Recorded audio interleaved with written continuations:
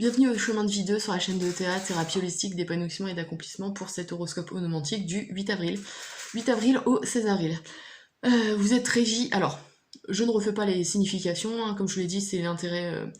L'influence générale. Ensuite, on a les trois domaines. Ressenti, pensée, volonté, force d'action, avec les différents sentimental, professionnels, matériels et spirituels. Voilà. Donc, comme je vous disais, vous êtes régi durant cette semaine par Vénus. Vénus, planète des sentiments, planète de l'amour, des liens affectifs, des liens affectifs en général, hein, qu'on peut porter à son chien, enfin voilà, à son métier, à ses amis, à ses parents, enfin voilà, tout ce que vous voulez. Donc c'est vraiment la planète de l'amour par excellence.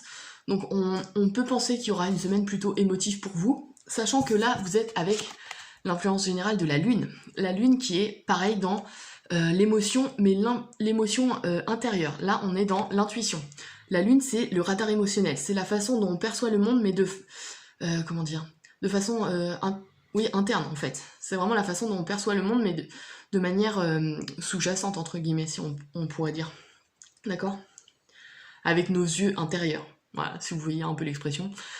Donc là, c'est vraiment une notion d'intériorité. Donc on parle de méditation, de relaxation dans ce genre de carte, enfin ce genre d'énergie en tout cas. On parle aussi de rêves prémonitoires, donc pour ceux qui rêvent beaucoup, essayez de les interpréter parce que durant cette semaine, avec l'influence de la Lune, on peut avoir un symbolisme qui peut vous aider, d'accord ? Vous aider à comprendre des choses dans votre vie, par exemple.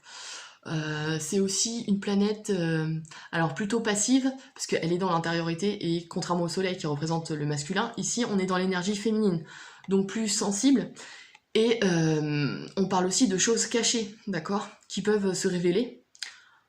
Voilà, là voilà. C'est le symbolisme général de cette carte. Voilà, on va voir plus spécifiquement.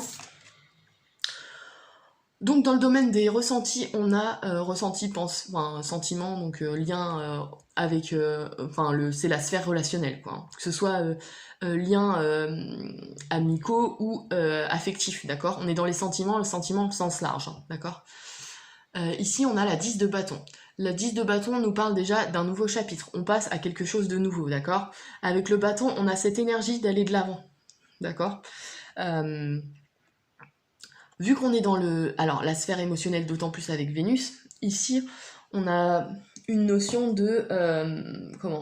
d'imagination encore, d'inspiration. Ouais, on a de la créativité ici. Créativité artistique, imagination, inspiration. Alors, est-ce que c'est quelqu'un qui vous inspire ou est-ce que c'est vous qui avez décidé d'être inspirant pour votre entourage ? Ça, c'est possible aussi. Ouais. Je réfléchis parce qu'avec la Lune, on a vraiment cette notion de rêve, de quelque chose vraiment de très... comment dire ? C'est comme si c'était pas dans le monde réel, enfin dans le monde réel, c'est ça, on est dans le monde un peu plus... dans l'imaginaire, hein. C'est vraiment une autre sphère, on parle vraiment d'une autre sphère, hein. On parle pas du monde réel ici. Et là, on passe à un nouveau chapitre dans nos relations, dans notre domaine relationnel. Alors, soit vous réagissez à des choses qui ont été cachées et là, vous décidez de passer à autre chose. Ça, c'est un premier niveau de lecture.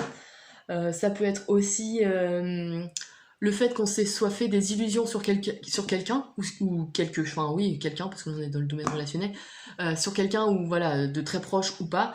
Et là, c'est pareil, vous décidez de prendre les choses en main et de passer à autre chose. Ouais, parce que là, on a vraiment une notion de... ouais. Mais on parle aussi de créativité. Alors on va voir parce que ici, on parle d'originalité avec le 7 de bâton.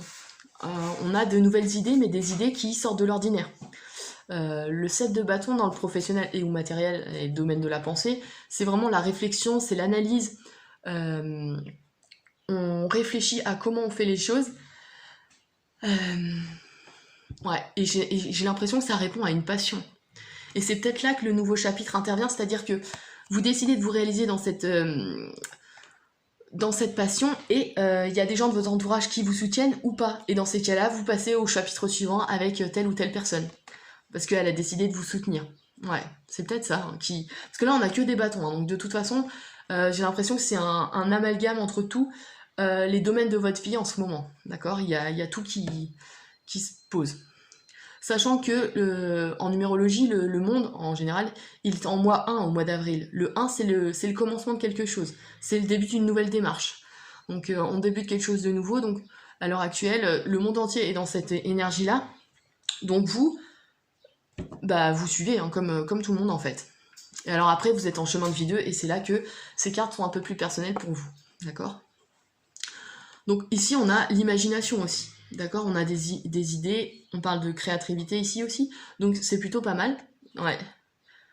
Mais il ne faut pas rester dans le monde du rêve. D'après ce que je peux voir ici, avec Vénus en plus qui est très émotionnelle, ici on a une surcharge émotionnelle en plus, avec la Lune qui est dans l'introversion, voilà, les ressentis. Il faut pas perdre de vue le côté concret des choses et c'est là que le 8 intervient.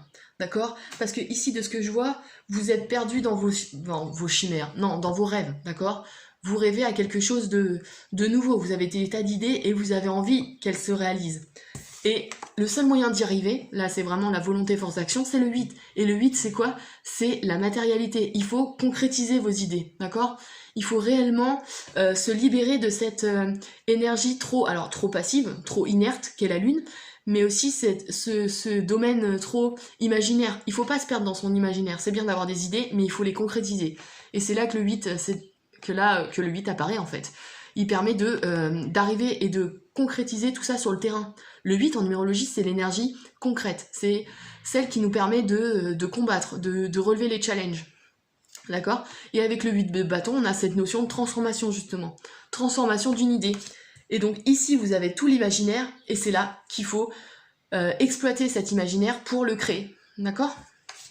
Donc surtout, durant cette semaine, vous, les chemins de vie 2, ne vous laissez pas perturber par votre monde intérieur, en fait. Votre sphère imaginaire, elle est bonne, elle est riche, c'est certain, mais il faut pas se laisser accaparer par elle, d'accord ?